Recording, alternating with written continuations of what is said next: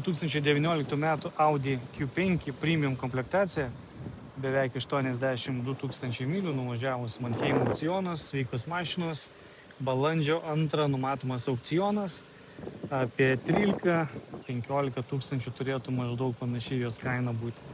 Baltas spalvikė, šiek tiek turi pambraižymų ant kėbulo, tokių smulkių priekinių durų, prie rankinėlės, ant galinių durų, galinio sparno, durys šiek tiek pabraižytos.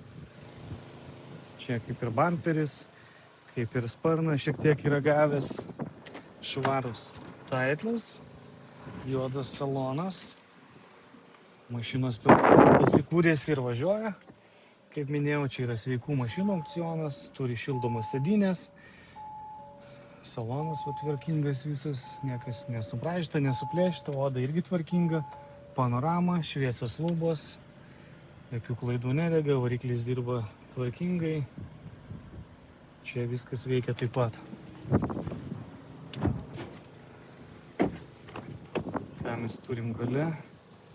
Čia irgi viskas atrodo tvarkingai, oda neišsidėta, nesuplėšyta.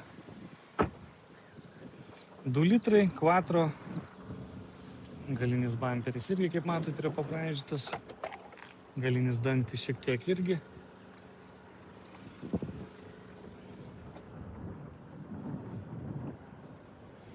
Šita pusė atrodo švaresnė. Priekinių durų, matau, yra nedidelė duobutė, bet čia meninis lyginimas sutvarkys.